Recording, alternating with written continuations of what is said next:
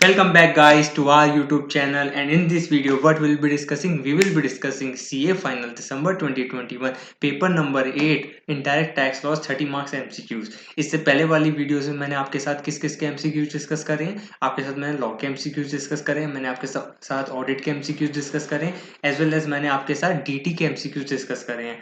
I hope आप सबको ये हमारी वीडियोस अच्छी लग रही होंगी। If you are liking my videos please click on like as well as subscribe to my channel as well as share this videos with all of your friends. So moving on, इस वाले paper के अंदर भी हमारे जो indirect tax laws है, हमारी इस वीडियो के अंदर भी सेम स्ट्रैटेजी रहेगी। क्या रहेगी सर? इस पूरी एमसीक्यूज वीडियोस के अंदर मेरा पर्पस आपको आंसर निकलवाना है ही नहीं, वो तो आप मुझसे बेहतर जानते हैं। मेरा पर्पस आपको सिर्फ ये बताना है कि दिसंबर 2021 एग्जाम में किस किस एरिया से आईसीए ने एमसीक्यूज टच करने की कोशिश करी थी और क्या क्या वो अपने माइंड में सोचता है ताकि वो एमसीक्यूज फ्रेम करता है। तो आप सबको भी उसी तरीके से अपने अकॉर्डिंगली प्रिपरेशन करनी है ताकि आप May 22 एंड ऑनवर्ड्स एग्जामिनेशन को क्रैक कर सकें एंड जल्दी से जल्दी सीए बन सकें। तो यस, हम मूविंग ऑन देख लेते हैं हमारा पहला क्या केस सिनेरियो था या हमारा क्या एमसीक्यू था। तो देखते हैं। सो इंटीग्रेटेड केस सिनेरियो 1, तो sir this was directly copy paste from your case scenario number 27 of ICAI MCQ booklet. Oh sir, एक एमसीक्यू बुकलेट जो आपकी आईसी की एमसीक्यू बुकलेट है, जो बहुत ही कम लोग पढ़ते हैं, but yes it is very important MCQ booklet. आपको वो जरूर पढ़नी है और हमारे एग्जाम में भी एक केस सिनेरियो वहां से कॉपी पेस्ट आ गया था। तो क्या था सर ये एमसीक्यू? हम एक बार देख लेते हैं केस सिनेरियो क्या था। इसके कितने एमसीक्यूज थे? इसके 3 एमसीक्यूज थे। वैसे एमसीक्यू बुकलेट के अंदर केस सिनेरियो जो 2020 नंबर 7 है, तो इसके अंदर 5 एमसीक्यू दे रखे हैं, बट हमारे एग्जाम में इसमें से सिर्फ 3 आए थे। मैंने आपके लिए यहाँ पे एक एक्स्ट्रा लगा दिया है क्योंकि यहाँ पे तो जो सेकंड और थर्ड एमसीक्यू है वो इंटर रिलेटेड है, तो हमारा कोई इम्पैक्ट पड़ेगा नहीं। हम साथ के साथ उसे भी समझ लेते हैं। ठीक है सर, क्या है इसके अंदर? William and Sons. Okay, moving on. William and Son is a partnership firm registered under GST engaged in manufacturing activity in the state of Rajasthan under GST. In the month of July, following transactions were undertaken. Sir सबसे पहले जब भी आपको case scenario या कुछ भी आपको MCQ solve करना होता है, सबसे पहले ऊपर से स्टार्ट ही नहीं करना है। आपको कहाँ से स्टार्ट करना है? आपको यहाँ से स्टार्ट करना है। सर ये क्वेश्चन मांग क्या रहा है? क्वेश्चन तो हम बाद में पढ़ेंगे, पहले देख तो लेते हैं मांगना क्या चाह रहा है। सर एमसीक्यू नंबर 1 जो इन्होंने पूछा केस नंबर 27 के अंदर क्या था? Gross GST liability without set off of input tax credit of WS for the month of July 2021। ये जो भी है आपका ईयर, ठीक है, जुलाई का आपको निकालना है। क्या निकालना है? Gross GST liability without setting of the ITC. तो सर इसके अंदर क्या है, हम ये किस केस सिनेरियो डिस्कस कर रहे हैं? एग्जाम के अंदर बिल्कुल same to same ditto copy paste जिसे कहते हैं ना, वो सेम टू सेम एमसीक्यू आया था। एमसीक्यू और as well as case scenario पूरा same to same case scenario number 27 था। क्या पूछा इन्होंने? इसके अंदर सिर्फ इन्होंने नाम और क्या चेंज करा था? फिगर चेंज करी थी। आई गेस यहाँ पे इन्होंने यहाँ पे जो 10 लाख इसके 20 लाख था, आई गेस डबल कर दी थी इन्होंने फिगर। एज वेल एज जो रेट्स था वो बिल्कुल सेम थे। तो इसके अंदर हमें क्या करना था? रेट्स माइट भी डिफरेंस होते हैं, 5 ईयर 28% उन्होंने कुछ करा था, but the concept as well as the logic is very much similar to this case scenario. So हम सॉल्व कर लेते हैं। इन्होंने क्या पूछा? सबसे पहले इन्होंने क्या कहा? ग्रॉस जीएसटी लाइबिलिटी निकालो। तो सर ग्रॉस जीएसटी लाइबिलिटी निकालना कोई बड़ी बात है? सीए फाइनल के स्टूडेंट्स हैं आप, क्या बात कर ली इन्होंने कि ग्रॉस जीएसटी लाइबिलिटी निकालो? क्या है? Interstate sale. तो इन्होंने पहली बात तो बाइफर्केशन मांगी ही नहीं है कि इंट्रा है या इंटर है, तो बस टोटल अमाउंट बता दो। तो इन्होंने कहा कि भाई 10 लाख की सेल हुई है, इसमें से 5 लाख की क्या है? इन्होंने कहा कि भाई 28% वाला है जीएसटी और बैलेंस है वो 18% है। तो लगाओ कैलकुलेटर यार, आपने तो कैलकुलेटर टोटली मार लिया। 5 लाख पे इन्होंने कहा क्या करा? 28% का रेट लगाया, वो है 1,40,000, और 10 लाख में से 5 लाख वाला तो 28 है, तो बाकी कितना बचा? That is 5 lakh. उस पर कितना लगाओ? 18%। 5 लाख पे फिर 18%, ये कितना है? 90,000। दोनों को जोड़ दो सर, 2,30,000 हमारा आंसर है। Option number D. ये तो मुझे कराने की जरूरत भी नहीं है सर, ये तो आप खुद करके बैठे होंगे। केस सिनेरियो जो आपका 27 है उसका सेकंड एमसीक्यू देखते हैं क्या है। Suppose there is no transfer of business. अच्छा, ट्रांसफर ऑफ बिजनेस के ऊपर है क्या? हमने तो पूरा पढ़ा ही नहीं सर, हम तो पहले ही एमसीक्यू पे आ गए और हमने पहला सॉल्व भी कर दिया। क्या बात? अब ये बता रहा है कि भाई दूसरे एमसीक्यू में कि कोई ट्रांसफर ऑफ बिजनेस है। अच्छा, देख लेते हैं भाई। पहले एमसीक्यू का जो क्वेश्चन मांग रहा है वो पढ़ लेते हैं, उसके बाद देखते हैं क्या है पूरी case scenario. Suppose there is no transfer of business to MS. अच्छा, किसी एमएस को इन्होंने ट्रांसफर करा होगा, ठीक है। What is the amount of input tax credit lying in the input tax credit ledger if any which can be claimed as refund by WS for the month of July। अच्छा, कोई WS है, उसने क्या करा? अपना transfer करा है किसको? MS को, एज अ गोइंग कंसर्न करा है। तो सेक्शन नंबर 85 लगता है सर आपका किसका? सीजीएसटी एक्ट का या एसजीएसटी एक्ट का या आईजीएसटी एक्ट का? All three are almost same. ठीक है, कोई दिक्कत ही नहीं है। तो हम तो हमारा सिंपल फंड है CGST एक्ट लेके चलते हैं, सेक्शन नंबर 85 और CGST एक्ट 2017। ठीक है, इन्होंने क्या करा, इन्होंने कहा कि भाई हम क्या कर रहे हैं, हम इसे ट्रांसफर ही नहीं कर रहे हैं MS लिमिटेड को। तो क्या होगा, जब MS लिमिटेड को ट्रांसफर नहीं करेंगे तो WS लिमिटेड के क्या होगा, क्रेडिट लेजर के अंदर कुछ ITC बच रहा होगा, क्या वो क्लेम कर सकता है एज अ रिफंड? देख लेते हैं कब क्लेम कर सकता है। अब क्लेम की भी रिफंड, जब रिफंड क्लेम करना होता है उसकी कुछ कंडीशंस होती हैं।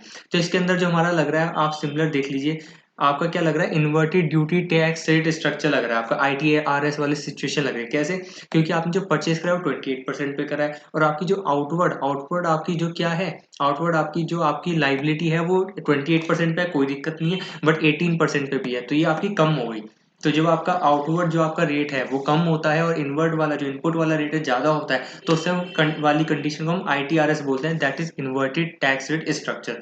तो उस वाले केस में आप रिफंड के लिए एलिजिबल होते हो। तो हमने वही चीज मांगी कि क्या इसका रिफंड होगा और क्या इसका ITC क्रेडिट लेजर के अंदर इसका बैलेंस है, उसको ही हम रिफंड क्लेम कर रहे हैं।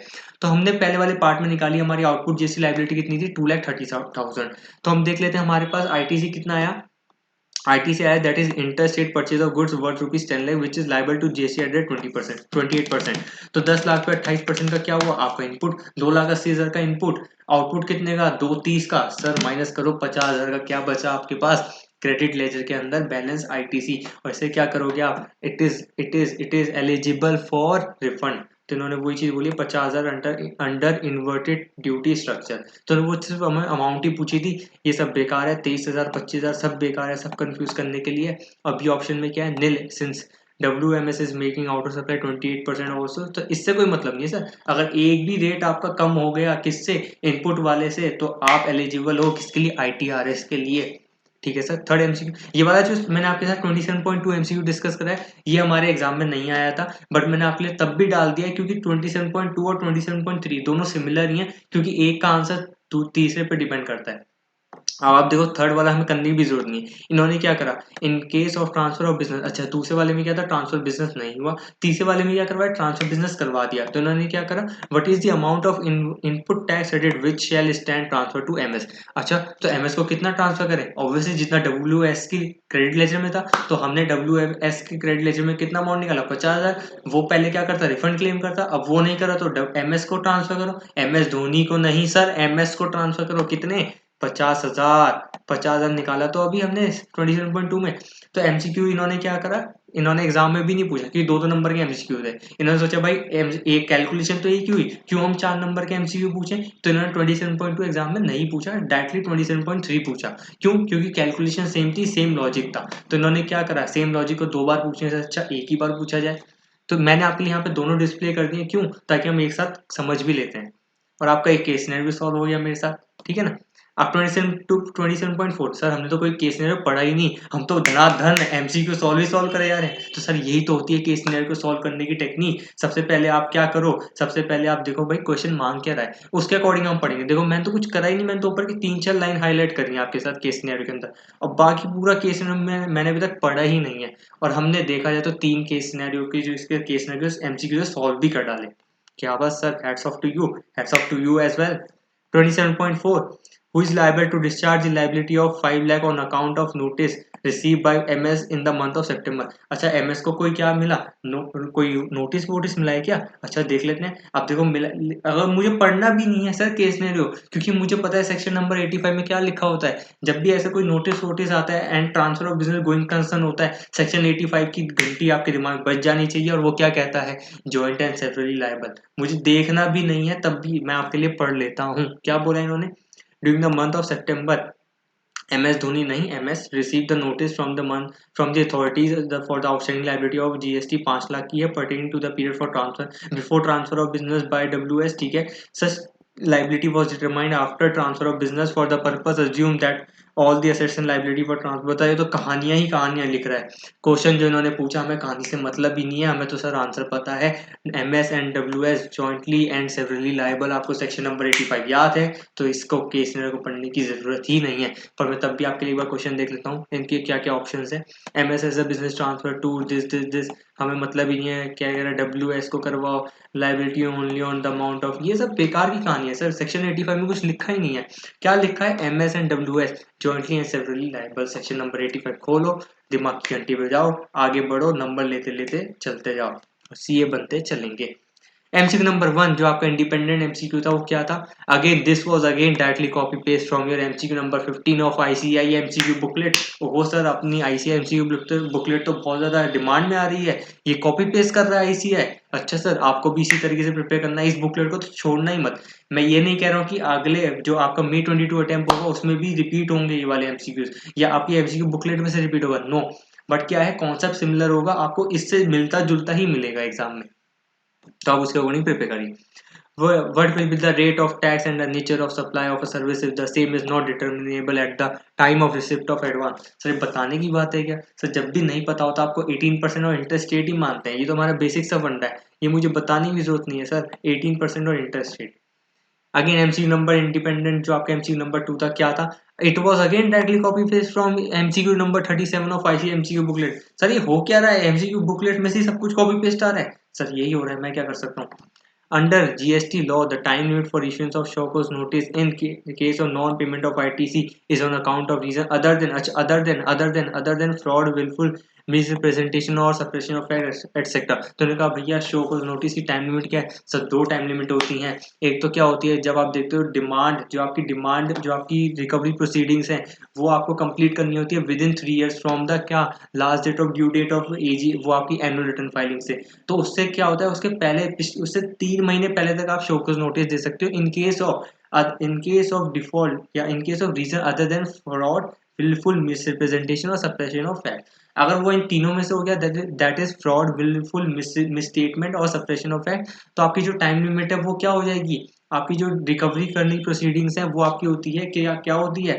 5 ईयर्स होती है, उसके एटलीस्ट आप 3 मंथ्स पहले दे सकते हो। तो आंसर इसका क्या है? अदर देन वाला है, तो इसका आंसर क्या हो जाएगा? 3 ईयर्स से आप 3 मंथ्स पहले तक नोटिस दे सकते हो, that is 2 years and 9 month. तो सर ये तो बेसिक क्वेश्चन था आपका, सेक्शन नंबर 73 के ऊपर बेस्ड था, इसमें मुझे बताने की जरूरत नहीं है। क्या है? From the due date of filing of annual return for the financial year to which the demand pertains. कोई दिक्कत नहीं है सर। सर MCQ नंबर 3 2 नंबर का MCQ आया था सर, किसके ऊपर आया था? ई-वे बिल के ऊपर आया था। क्या आया था? कंसाइनमेंट वैल्यू निकालो। अच्छा, ई-वे बिल आपका मैंडेटरी होता है जब आपकी कंसाइनमेंट वैल्यू एक्सीड कर जाती है 50,000। तो इन्होंने वही करा, इन्होंने कहा क्या कहा? 50,000 तो बच्चे बच्चे को पता है, मुझे ये बताओ कंसाइनमेंट वैल्यू कैसे निकालते हैं? तो वही चीज आ गई। This MCQ was based on computation of consignment value of goods for the purpose of generation of e-way bill. Okay, as per rule 138, आपको याद होगा 138 के अंदर लिखा हुआ क्या लिखा है? Consignment value shall be the value determined in accordance with the provision of section 15 declared in an invoice, a bill of supply or a delivery challan as the case may be issued in respect of the said consignment and also includes CGST, SGST, UTGST, IGST and cess charge। पांचों के पांचों tax include होंगे and if any लिख दिया, ठीक है। In the document and shall exclude, क्या exclude करना है? The value of exempt supply and where the invoice is issued in respect of both exempt and taxable supply. तो exempt में जो इन्होंने पूछा, इन्होंने क्या करा? एग्जाम भी दिया, टैक्सेबल सप्लाई भी दी एक इनवॉइस के अंदर, और बताओ कंसाइनमेंट वैल्यू कितनी है? GST rate is 18%। तो वही देखो फिगर्स में आपके लिए लेके आ पाया हूँ, एग्जाम में सेम फिगर्स थी सर, सेम फिगर्स थी। टैक्सेबल सप्लाई आपका 40,000 है, एग्जाम सप्लाई आपका 8,000 है, टैक्स रेट आपका 18% है। बता दो सर कंसाइनमेंट वैल्यू क्या होगी सर? आप क्या करोगे? एक दो दूसरा हाईलाइटर लेते हैं सर, कौन सा वाला? आप बताओ कौन सा लेना है? रेड वाला लेते हैं, ठीक है। इन्होंने क्या करा? एग्जाम वाले को मारो गोली, एग्जाम हमें नहीं चाहिए। तो एग्जाम नहीं चाहिए तो क्या करेंगे? हम सिर्फ लेंगे टैक्सेबल लेंगे, और टैक्सेबल के अंदर हम क्या कर देंगे? टैक्स ऐड कर देंगे। आपका आएगा 40,000 प्लस आपका आएगा 18%, 47,200 इज दी आंसर। कोई दिक्कत ही नहीं है सर, ये तो बेसिक आपका रूल आपको पढ़ के ही सबको समझ आ गया होगा। रूल 138 में क्या करा आपने? क्या करा? टैक्स वैल्यू 40,000 पकड़ी और उसमें 18% का रेट ऐड करा, एग्जाम सप्लाई को एक्सक्लूड करना है। क्यों सर? साफ साफ डेफिनेशन में लिखा हुआ है, कोई दिक्कत ही नहीं है। नेक्स्ट MCQ आपका है, this was based on the penalty. आपको ई कॉमर्स ऑपरेटर क्या होता है? TCS कलेक्ट करना होता है। वो इन्होंने दिया था कि भाई इसका जो है आपकी कलेक्शन है वो 9 लाख की है, इस पे ई कॉमर्स ऑपरेटर को क्या करना था? TCS कलेक्ट करना था एट द रेट ऑफ 1%, जो आपका आया था 9,000। बट ये क्या करते हैं? फेल कर जाते हैं, ये डिफॉल्ट कर जाते हैं। तो इन पे बताओ पेनल्टी कितनी होगी? Sir as per section 122 penalty कितनी होगी? अमाउंट जो ये e commerce operator fail to deduct और 10,000 whichever is higher. Section 122 के अंदर लिखा हुआ है, आप डू रेफर करिए उसे और क्या करेंगे सर, सेक्शन 122 कोट करेंगे। एमसीक्यूज में कोट तो करना नहीं, बट मैंने आपकी जनरल अंडरस्टैंडिंग के लिए लिख दिया कि हाँ यहाँ पे कौन सा सेक्शन लगा था, यहाँ पे कौन सा रूल लगा था, यहाँ पे कौन सा प्रोविजन लगा था। बाकी आपको एमसीक्यूज एग्जाम में क्या करना है, आपको तो गोले मारने हैं सर, और दो दो नंबर और एक एक नंबर जैसा भी होगा आपको अपनी जेब में लेके जाने हैं। ओके ठीक है, तो 9,000 का डिफॉल्ट था जो इन्होंने क्या करा, पेड्स टू कलेक्ट टीसीएस हो गया और 10,000 विच एवर आया, तो आंसर वाज प्रीटी सिंपल, 10,000 का आपका क्या था, एमसीक्यू का आंसर था। ठीक है, एमसीक्यू नंबर 5 क्या था, वही इन्होंने तो बेसिक सा पूछ लिया, शायद आप सबने ये इंटरमीडिएट में पढ़ा हो कि बताओ कौन कौन से टैक्सेस हैं which are not subsumed under GST. तो सर मैंने आपके लिए लिस्ट लंबी चौड़ी सी लिख दी है, क्या है इसमें, BCD anti dumping duty, CVD और सब्सिडाइज आर्टिकल्स, एक्सपोर्ट ड्यूटी, इन्होंने जो पूछा entertainment taxes leviable by local bodies, इन्होंने पूछा एग्जाम में। आई गेस इससे सिमिलर आपके professional taxes levied by local bodies भी है, तो इसका दोनों का आंसर सेम ही है, चाहे एंटरटेनमेंट टैक्स हो या प्रोफेशनल टैक्सेस हो, लेविड बाय लोकल बॉडीज। यहाँ पे लोकल बॉडीज वाली जो बात है वो बहुत इंपॉर्टेंट है। यहाँ पे अगर यहाँ पे हो जाता बाय स्टेट गवर्नमेंट, तब ये नहीं होता सब्स्यूम, मतलब ये सब्स्यूम हो जाता फिर, क्योंकि जो यहाँ पे by state government sorry, by state government क्या है वो सब्स्यूम हो चुका है, but by local body it has not been subsume. आप बिल्कुल अपनी एंट्रीज रेफर करिए जो भी आपकी क्या लिखी हुई है आर्टिकल्स के अंदर लिखी हुई है। और electricity duty, stamp duty, road tax and passenger tax, toll tax, property tax, ये मैंने आपके लिए एडिशनल लिख दिए। क्यों, क्योंकि हम तो सर आगे की तैयारी कर रहे हैं, हमें क्या पता अगली बार एग्जाम में एंटरटेनमेंट टैक्स ही लिखा आएगा या प्रोफेशनल टैक्स लिखा आएगा, क्या पता वो अगली बार स्टैम्प ड्यूटी लिख दे। तो आप जब पढ़ ही रहे हैं तो इसके साथ साथ पूरा कॉन्सेप्ट पढ़ लीजिए, ठीक है सर, कोई दिक्कत नहीं है सर। नेक्स्ट एमसीक्यू था आपका सेक्शन नंबर 54, रिफंड के ऊपर था। इन्होंने क्या करा, रिफंड आपको प्रॉपर ऑफिसर कितने दिन में इशू करेगा सर, 60 डेज के अंदर इशू करेगा। तो सर यहाँ पर टाइम लिमिट फिर आ गई, टाइम लिमिट आ गई 60 डेज की, और ये तो मैंने आपके लिए इंटरेस्ट वाली बात एक्स्ट्रा लिख दी है। अगर 60 डेज के अंदर आपको रिफंड नहीं मिलता है तो आपके लिए क्या होगा, इंटरेस्ट होगा 6% पर एनम। तो यहाँ पे जो एमसीक्यू चेक हुआ था वो 60 डेज वाली टाइम लिमिट के ऊपर हुआ था। Time limit for issuance of refund order वो 60 डेज का है, कोई दिक्कत नहीं सर, सेक्शन 54 के ऊपर था। नेक्स्ट जो तीन फटाफट एमसीक्यू आए हैं वो आपके एफटीपी से हैं, फॉरेन ट्रेड पॉलिसी, जो बच्चा छोड़ के जाता है बट आपको करके जाना है। क्या था sir, IEC code, importer exporter code कौन इशू करेगा सर, डीजीएफटी करेगा, वही चीज लिखी है मैंने आपके लिए। तो this was again from FTP, foreign trade policy, it was formulated, देखो आपकी थोड़ी थ्योरी से चिपका दी यहाँ पे, director general of foreign trade, क्योंकि आप पढ़ रहे हैं तो हाथों हाथ कॉन्सेप्ट भी पढ़ते चलिए। डीजीएफटी क्या करता है, इश्यूज करता है authorisation for import export. Authorisation means आप permission in terms of the FTDR Act to import or export, which is applicable for only specified goods which are restricted, कोई दिक्कत ही नहीं है। It also grants import exporter code number to importer and exporter. Import and export without IEC importer export code is not permitted unless specifically exempted. तो इस पे MCQ क्या था, DGFT आपको आंसर कोड करना था कि आईसी कोड कौन इशू करता है, डीजीएफटी करता है sir. Okay done sir. MCQ number 8 was again on EPCG, export promotion capital goods scheme पे था। क्या था सर, क्या था, जो आपकी ऑथराइजेशन होगी उसकी वैलिडिटी क्या होगी, किसकी, ईपीसीजी की, that is 18 months from the date of authorisation. तो इसके ऊपर इन्होंने अगेन टाइम लिमिट पे चेक कर लिया 18 मंथ्स, ठीक है सर, कोई दिक्कत ही नहीं है। अगेन एक और आया एफटीपी पे, क्या है वो, एडवांस ऑथराइजेशन पे आ गया, ऊपर था ईपीसीजी की वैलिडिटी पे 18 मंथ्स की, कोई दिक्कत ही नहीं है। ईपीसीजी की वैलिडिटी कोई दिक्कत नहीं जो आपको इंपोर्ट करते हो। और यहाँ पे क्या करा इन्होंने, क्या करा, एडवांस ऑथराइजेशन में मिनिमम वैल्यू एडिशन कितना होना चाहिए, that is your advance authorisation पे 15% वैल्यू एडिशन होना चाहिए। और अगर यहाँ पे देखा टीवी है तो उसमें 50% का है, ठीक है। यहाँ पे टीवी एग्जाम में नहीं आया था, मैंने आपके लिए रेफरेंस के लिए लिख दिया, अदरवाइज जो आया था आपको 15% वाला आया था सर, कोई दिक्कत नहीं है सर। नेक्स्ट एमसीक्यू नंबर 10 क्या था सर, आपका सेक्शन नंबर 47 पे था, क्या था, penalty for delay in filing of return, delay in filing of return, delay in furnishing of return, क्या होता है, ₹100 पर डे, बट मैक्सिमम इसका कैप लगाया गया कितना, ₹5,000। तो हम कह सकते हैं ₹100 फॉर एवरी डे और ₹5,000 विच एवर इज लोअर। तो यहाँ पे जो एग्जाम में क्वेश्चन आया था वो क्या था, 30 डेज का इन्होंने क्या करता है, डिले करा था इन रिटर्न फाइलिंग। तो सर क्या होगी maximum penalty, 30 days multiplied by ₹100 per day, that comes out to ₹3,000. So 3,000 or 5,000 whichever is lower, so answer comes for you is ₹3,000. तो 3,000 सेक्शन 47 के अंदर आपका क्या आ गया है, पेनल्टी। एमसीक्यू नंबर 11 सर, ये आपका क्या था, इंडियन कस्टम वाटर जो आपका सेक्शन 2 क्लॉज 28 लिखा है उसमें इन्होंने पूछा कि सर इंडियन कस्टम वाटर कहाँ तक एक्सटेंड करता है। Sir basic answer 200 nautical miles तक एक्सटेंड करता है from the appropriate base line. आपको पता होता है 12 नॉटिकल माइल्स तक आपका क्या चलता है, आपका चलता है Indian territorial waters, but exam में इंडियन टेरिटोरियल वाटर्स नहीं पूछा था, इन्होंने पूछा था इंडियन कस्टम वाटर जो आपको कहाँ तक एक्सटेंड करता है 200 nautical miles from the base line. तो यहाँ पे भी आपका एक एमसीक्यू टेस्ट हुआ था, कोई दिक्कत नहीं है sir. Next MCQ was based on section 107, that is no appeal can be filed unless the appellant has paid in full। क्या करा है, जो उसने अमाउंट एडमिट कर लिया उसको तो फुल पे करो, और जो उसने अमाउंट एडमिट नहीं करी है उसको क्या करेगा 10% of the remaining amount of tax. अब सर इसमें बात यहाँ पे जो आपको 10% पे करना है वो तो रिमेनिंग अमाउंट ऑफ टैक्स पे करना है, यहाँ पे कोई भी इंटरेस्ट मत इंक्लूड कर लेना, यहाँ पे कोई भी पेनल्टी इंक्लूड मत कर लेना। तो इसका मतलब ये है जो भी अनडिस्प्यूटेड अमाउंट है दैट इज जो एसएससी ने एप्लेंट ने एक्सेप्ट कर लिया तो उसे तो फुल में पे कर दो, चाहे वो आपका टैक्स हो चाहे वो इंटरेस्ट हो या पेनल्टी हो।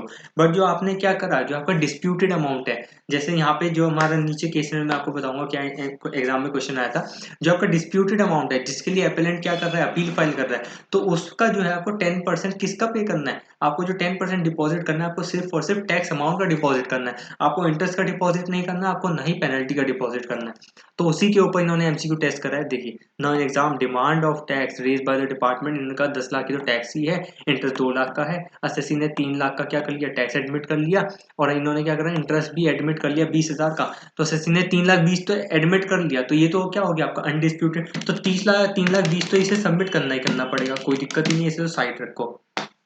अब इसे और क्या देना है, इसे देना 10% किसका, जो आपका क्या है, जो आपका क्या है, आपका क्या है डिस्प्यूटेड अमाउंट ऑफ टैक्स, जो कि remaining amount of tax. Tax क्या है, अगर 2 लाख में से इन्होंने 20,000 का तो इंटरेस्ट दिया, तो आप कहोगे 1,80,000 का इंटरेस्ट बचा उसको भी 10% दे, नहीं, क्योंकि इस सेक्शन के अंदर 107 के अंदर सिर्फ रिमेनिंग अमाउंट ऑफ टैक्स लिखा है। देखिए 10% of the remaining amount of tax, तो टैक्स क्या था टोटल 10 लाख का, इन्होंने 3 लाख एडमिट कर लिया, तो रिमेनिंग कितना बचा, 10 लाख में से 3 किया तो 7 लाख, 7 लाख का 10% कितना आया 70,000, 3,20,000 में ऐड कर दो, 3,20,000 इन्होंने क्या कर लिया, इन्होंने एक्सेप्ट कर लिया है और एडमिट कर लिया, और 70,000 आपको 10% और एक्स्ट्रा देना है, तो 3,90,000 आपको क्या करना है सर, डिपॉजिट करना है सेक्शन 107, कोई दिक्कत ही नहीं है। नेक्स्ट जो आपका आया है सबका सर, आपका सेक्शन 73 के ऊपर आया है, क्या आया है सॉरी सर आपका सेक्शन 73 के ऊपर आया, इन्होंने क्या करा, इसमें पेनल्टी इन्होंने मांगी, इन्होंने क्या करा, शो कॉज नोटिस इन्होंने क्या करा, डिपार्टमेंट ने इशू कराया, तो बताओ ये कितना पेनल्टी देगा। और ये क्या था, ये केस था आपका reason of fraud wilful misstatement और सप्रेशन ऑफ फैक्ट्स वाला केस था। तो इसमें क्या होती है पेनल्टी आपका, अगर क्या होता है with in 30 days of show cause notice, आप क्या करते हो, अपना क्या करते हो, आपकी जो भी अमाउंट और जो भी डिमांड निकली है शो कॉज नोटिस के अंदर आप उसे पे करते हो, तो आपको पेनल्टी कितनी पे करनी है, सिर्फ 25%। तो अगेन ये मैंने आपके लिए यहाँ पे क्या करा है, कहानियां नहीं थ्योरी आपके लिए सेक्शन का प्रोविजन चिपकाया है, सेक्शन 73 जो बोलता है पूरा पेनल्टी इक्विवेलेंट टू 25% वाली चीज लिखी है, अगर with in 30 days of notice अगर आपने क्या कर दिया, पे कर दिया। एग्जाम में भी क्या हुआ था, एग्जाम में भी इन्होंने क्या करा, in exam question amount of tax was 1 lakh and the assessee paid the same with in 30 days, तो पेनल्टी कितनी है सर 25%, 1 लाख का 25% कितना हुआ सॉरी 25,000। एमसीक्यू नंबर 14 क्या था आपका, एमसीक्यू नंबर 14 था was based on identification of documents not required for importation of goods, shipping bill is used for exportation of goods and not for importation. तो एग्जाम में इन्होंने क्या करा, 3-4 डॉक्यूमेंट लिखे थे, bill of entry, bill of leading, airway bill, मतलब इन्होंने shipping bill भी लिखा था, तो इन्होंने क्या करा, आइडेंटिफाई करा डॉक्यूमेंट जो कि रिक्वायर्ड नहीं फॉर इंपोर्टेशन ऑफ गुड्स, तो answer was shipping bill. Sir एक और आपका केस सिनेरियो आया इंटीग्रेटेड केस नंबर 2, वैसे एग्जाम में क्या हुआ था, अगेन इसके अंदर भी वही चीज करी है मैंने। इसमें क्या होता है, इंटीग्रेटेड केस जो आपका 2 है, एग्जाम में इंटीग्रेटेड केस सिनेरियो 1 था, और जो आपका यहाँ पे इंटीग्रेटेड केस सिनेरियो जो आपका 1 मैंने यहाँ पे डाला हुआ है, ये आपका इंटीग्रेटेड केस सिनेरियो था 2, और ये एग्जाम के क्या है क्वेश्चंस के बीच में था, तो इंटीग्रेटेड केस सिनेरियो आपका 2 बीच में था, ये आई गेस 1 के बाद ही था, तो ऐसे था। और ये आपका जो मैंने लास्ट में डाला ये आपका टॉप पे था एकदम, ठीक है, इस तरीके से। और बीच में इन्होंने जो एंड में इन्होंने क्या करा, क्वेश्चंस पूछे हुए थे जो आपके रिमेनिंग इंडिपेंडेंट एमसीक्यूज थे। तो इसमें क्या पूछा इन्होंने, इन्होंने क्या करा एक बढ़िया सी, इन्होंने क्या करा, एक इन्होंने बढ़िया सी केस सिनेरियो ड्राफ्ट करा, जो कहीं से कॉपी पेस्ट नहीं था, इन्होंने अपना आप ड्राफ्ट करा, बहुत बढ़िया ड्राफ्ट करा था इन्होंने। इन्होंने क्या करवाया था, इन्होंने क्या करा था, इन्होंने क्या कहा था, इन्होंने कहा था कि एक आपकी इवेंट मैनेजमेंट कंपनी है, और आपकी मेन कंपनी जो कि रेसिपिएंट है। इवेंट मैनेजमेंट कंपनी आपको रेसिपिएंट वाले को जो भी दूसरा है उसे सर्विस प्रोवाइड करती है, किसको, उसके एम्प्लॉयज़ को ट्रेनिंग इम्पार्ट करने के लिए। और जो ऑब्वियस सी बात है, जब वो ट्रेनिंग इम्पार्ट करेगी तो उसे क्या देगी, उसे क्या देगी, फूड एंड बेवरेजेस की सर्विसेज भी देगी। और प्लस क्या था, एम्प्लॉयज़ ना अपनी लोकेशन से कहीं और जा रहे थे, तो वहाँ पे उन्हें क्या करना था, होटल अकोमोडेशन की सर्विसेज प्रोवाइड हो रही थी। तो 3 टाइप की सर्विस प्रोवाइड हो रही थी। थ्री टाइप्स ऑफ सर्विसेज आपकी प्रोवाइड हो रही थी। तो इसमें क्या करना था, आपको बताना था अमाउंट ऑफ एलिजिबल आईटीसी बताओ जो भी रेसिपिएंट कंपनी को मिलेगा, और इन्होंने क्या करा था, कंप्यूटेशन ऑफ ग्रॉस लायबिलिटी बताओ। तो ये 3 एमसीक्यू इन्होंने बढ़िया बढ़िया से पूछे थे, और इसमें बढ़िया इन्होंने कैलकुलेशन करवाई है। था तो ऐसे बहुत सिंपल, बट आपका हाँ इसके अंदर जो एक चीज़ थी कि फूड एंड बेवरेजेस की सर्विसेज, इस पे आईटीसी मिलेगा या नहीं मिलेगा, इस पे क्या आईटीसी ब्लॉक है या नहीं है। तो अगेन इसके 2-3 व्यूज थे, पर ये एमसीक्यू था, इसमें अजम्पशन लिख के तो हम कर नहीं सकते थे। हमें ऑब्वियसली एक ही ऑप्शन टिक करना था, या तो आप आईटीसी से ब्लॉक मानते या आप आईटीसी से अवेल करते। तो आपको एक ही टिक माना था, और 2 इन्होंने ऑप्शन दे रखे थे, जिसमें एक आईटीसी ब्लॉक करके आंसर आ रहा था और एक आईटीसी अवेल करके आंसर आ रहा था। अब देख लो, आधे जनता आईटीसी ब्लॉक करके आई होगी, आधे जनता आईटीसी अवेल करके आई होगी। अगेन इसका आंसर क्या है, तो जहाँ तक मुझे लगता है आईटीसी ब्लॉक होना चाहिए, क्योंकि फूड एंड बेवरेज सर्विस आपके एम्प्लॉयज को प्रोवाइड हो रही है। So it is not related to course और फर्दरेंस ऑफ बिजनेस। तो यहाँ पे क्या होता है, आपका ब्लॉक रेट हो जाता है as per section 17 subsection number 5। But इसका दूसरा व्यू क्या है, उसके प्रोवाइजो लिखा हुआ है कि अगर आपका in the nature of composite supply अगर आप अवेल कर रहे हो तो आपको ब्लॉक नहीं होता, आपको अवेल हो जाएगा। तो अगेन यहाँ पे क्लैरिटी थोड़ी सी कम है, माइट भी यहाँ पे ब्लॉक होना चाहिए, माइट भी यहाँ पे नहीं ब्लॉक होना चाहिए। आई होप कि यहाँ पे क्या इसका आंसर आता है, आईसीए का आंसर तो नहीं आएगा, वो तो सीधे नंबर देगा। बट हाँ, यहाँ पे मुझे भी क्लैरिटी नहीं है कि यहाँ पे क्या आंसर आना चाहिए। बाय आई थिंक यहाँ पे ब्लॉक ही होना चाहिए। बाकी लेट्स सी, आप सब मुझसे ज़्यादा होशियार हैं सर, आप बढ़िया ही करके आए होंगे। तो अगेन इसके ऊपर इन्होंने क्या करा, इन्होंने जैसे इन्होंने यहाँ पे दिया तीनों सर्विसेज दी, तो इन्होंने क्या करवाया, ऐसी आईटीसी कैलकुलेशन करवाई। तो पहला क्वेश्चन इसका 2 नंबर का यही था, compute the amount of ITC eligible to the recipient for the services taken from the event management company. यहाँ पे इन्होंने कैलकुलेशन करवाई, इन्होंने आंसर निकलवाया, कैलकुलेशन करवाई। ठीक, यहाँ पे जो होटल अकोमोडेशन सर्विस थी वो 50 एम्प्लॉइज की थी, डे एंड नाइट बोथ। और 50 में से भी क्या हुआ था सर, 50 में से 25 क्या थी, इंटरेस्ट रेट थी, 25 इंटरेस्ट रेट थी। यहाँ पे इन्होंने कैलकुलेशन बढ़िया करवाई है। ठीक है, और नेक्स्ट क्या इन्होंने पूछा, कंपटीशन जैसे इनका तरीका ही है, पहले में इन्होंने आईटीसी मंगवाया तो दूसरे में ग्रॉस लायबिलिटी बता दो। ग्रॉस लायबिलिटी यहाँ पे क्या है, नेट ऑफ आईटीसी नहीं है, विदाउट नेटिंग ऑफ आईटीसी है। तो ग्रॉस लायबिलिटी बताया, और इन्होंने क्या करा, सप्लायर अगर दिल्ली, रेसिपिएंट आपका दिल्ली में है, तो यहाँ पे वही केस था, यहाँ पे आपका क्या था, जो हमारी जो कंपनी थी जिसके एम्प्लॉयज को यहाँ पे क्या हो रही है, ट्रेनिंग प्रोवाइड हो रही है, उसका प्लेस ऑफ बिजनेस दिल्ली में था। और जो event management company I guess, जहाँ तक मुझे याद है, वो उसका प्लेस ऑफ बिजनेस हरियाणा में था। बट आई गेस दिल्ली भी हो सकता है, मुझे इतना अच्छे से केस ने याद नहीं आ रहा है, तो मैंने यहाँ पे दोनों लिख दिए, दिल्ली ऑब्लिक हरियाणा। जैसे भी आपका केस ने दोबारा फ्रेम होगा May 22 या ऑनवर्ड्स एग्जाम में, उसके अकॉर्डिंग आप अपना आंसर चेंज कर सकते हैं। कैसे चेंज होगा, सीजीएसटी आईजीएसटी उसका वो इंटर का ही तो फर्क आना है, बाकी तो सब सेम ही रहना है। तो मैंने वो चीज़ आपके लिए लिखी है। और तीसरे में क्या करवाया इन्होंने, क्या करा कि भाई अभी तो इसकी प्लेस ऑफ बिजनेस क्या थी, दिल्ली थी कंपनी की, अब इन्होंने क्या करा, हरियाणा हो गया। तो बताओ आंसर क्या होगा, ग्रॉस लायबिलिटी। तो ग्रॉस लायबिलिटी आंसर क्या होना सर, आपका जो लायबिलिटी है वो तो सेम रहेगी, बट उसका बाइफर्केशन चेंज हो जाएगा। बाइफर्केशन आई गेस इसका यहाँ पे आईजीएसटी में अमाउंट आ रहा था, आईजीएसटी में अमाउंट आ रहा था। अगेन मैं अमाउंट्स में जा ही नहीं रहा हूँ, मेरा पर्पस अमाउंट में जाना है ही नहीं। मुझे आपको ये बताना है कि कहाँ कहाँ से एमसीक्यूज पूछे गए थे, और कहाँ कहाँ से इन्होंने टेस्ट करा, और कहाँ कहाँ तक ये जा सकता है। तो अगेन आप देखिए, पूरा आईटीटी के पेपर में देखा जाए तो टाइम लिमिट्स और इन्हें जहाँ तक डेट्स और डेज दिखे ना, उसमें बहुत इंटरेस्ट आया। जहाँ तक मेरे जो इंडिपेंडेंट केस की बात है, देखो आपको 2 ईयर्स 9 मंथ्स वाली टाइम लिमिट दिखी। आपको क्या दिखी, देखो यहाँ पे इन्होंने क्या करवाया, 18%, ये तो चलो यहाँ पे कंसाइन वैल्यू निकलवाई। आपको पेनल्टी पे इन्होंने सेक्शन 122 पे क्वेश्चन पूछा, इन्होंने 60 डेज की टाइम लिमिट पे क्वेश्चन पूछा, इन्होंने 18 मंथ्स पे पूछा, इन्होंने 15% पे पूछा, 100 पर डे, टी के पेनल्टी पूछ लिया, फिर से 12 नॉटिकल माइल्स, 200 नॉटिकल माइल्स से पूछा। फिर ये ले गया डिपॉजिट पे 10% ऑफ रिमेनिंग अमाउंट, 25%। फिर इन्होंने पेनल्टी पूछी, और यहाँ पे इन्होंने एक दो केस इन्होंने पूछे जो कि आपकी कंपटीशन ऑफ जीएसटी लाइबिलिटी करवाता है, और आपका आईटीसी एलिजिबल बताता है, और बाद में पेमेंट बताता है। Sir this was the overall December 2021 indirect tax laws MCQs. I hope आपको अच्छा लगा होगा। तो ये हमारी लास्ट वीडियो थी एमसीक्यू सीरीज की, जो कि दिसंबर 2021 एग्जाम से थे। Do share with all of your friends. आपको आई होप पता चल गया होगा एमसीक्यूज को कैसे अटेम्प्ट करना है, क्या हमारी स्ट्रैटेजी रहती है एमसीक्यू सॉल्व करते हुए। अगर आपको अच्छा लगा हो तो please subscribe to my channel and at the last what I will say to all of you is all the best, all enjoy and all the best of luck, all the future chartered accountants for the your upcoming future and I hope कि आप सब इस साल तो CA बनेंगे ही बनेंगे, हम सब इस साल सीए बनेंगे बिल्कुल sir. So this was from my side. All the best of luck guys. Bye bye. Enjoy.